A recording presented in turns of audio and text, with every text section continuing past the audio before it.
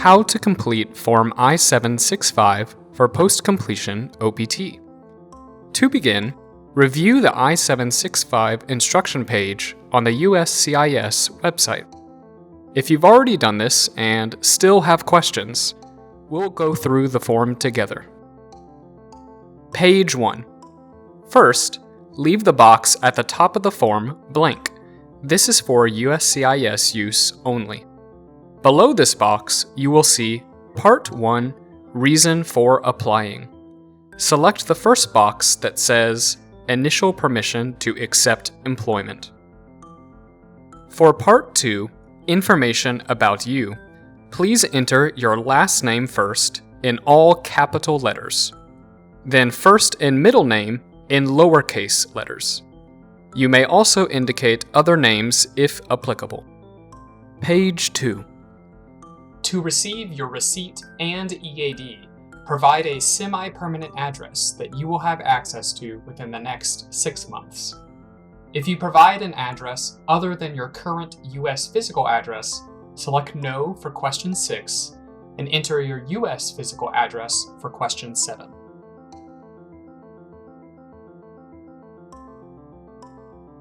You may leave question 8 blank unless you have held an EAD card previously. If so, enter the USCIS number from your previous EAD. You may leave question 9 blank unless you have a USCIS online account number. Choose your gender and marital status for question 10 and 11. Select No for question 12 unless you previously held an EAD card. For question 13A, if you have a Social Security number, select Yes. If not, select No. For question 13B, enter your Social Security number. If you do not have a Social Security number, leave this question blank. For question 14, select Yes if you want the Social Security Administration to issue an SSN card for you. Select No if you already have an SSN card, then skip to question 18. For question 15, you must select Yes if you selected Yes for question 14. For question 16A and 16B, enter your father's last name and given name if you answered yes to question 14 and 15. For questions 17A and 17B, enter your mother's last name and given name if you answered yes to question 14 and 15. For question 18, enter your country or countries of citizenship or nationality. Page 3. For question 19, please enter your place of birth. Enter your date of birth for question 20. Please enter your 11-digit I-94 number for question 21A. Enter your passport number for question 21B. Leave question 21C blank unless you have a travel document other than your passport. For 21D, enter the country that issued your passport. Enter your passport expiration date for question 21E. For questions 22 and 23, you will need to enter the date and place of last entry into the U.S. given on your I-94. Be sure to enter city and state and not the airport code for number 23. Enter the visa status you held during your last entry to the U.S. for question 24. Enter your current visa status for question 25. This should be F1 student. Enter your SCIS ID found on your I-20 for question 26.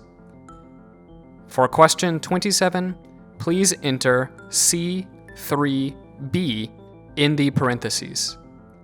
Please leave questions 28 through 31 blank. Page 4. For Part 3, select 1A if you completed this form yourself. If you used an interpreter to complete this form, select 1B and enter your native language. If someone prepared this application on your behalf, select number 2 and enter your preparer's name. Under Applicant's Contact Information, enter your daytime phone number, mobile phone number, and email address. Do not select number 6 unless you are a Salvadorian or Guatemalan national. Page 5. Remember to hand sign your name and enter your date of signature in the applicant's signature section. For Part 4, if you used an interpreter for this application, enter their name and their business or organization name if applicable. If applicable, provide your interpreter's mailing address and contact information.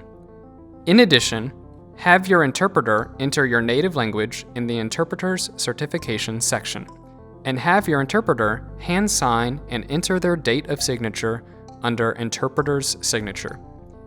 If another person filled this form out on your behalf, please enter their information in the Preparers section. Page 6. If applicable, have your preparer select the appropriate response for the Preparer's Statement section, and hand sign their name and include their date of signature in the Preparer's Signature section. Page 7. Part 6 of Form I-765 is only required if you need extra space to provide any additional information regarding this application.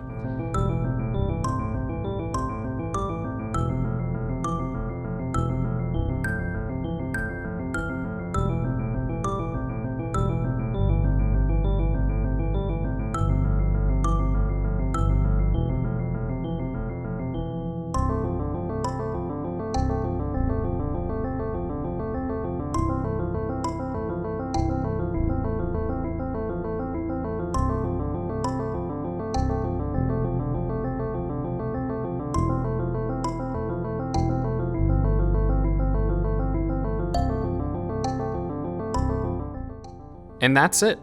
For any other questions about completing Form I-765, you may contact an ISSO advisor by email, phone, or by visiting the ISSO during advising hours.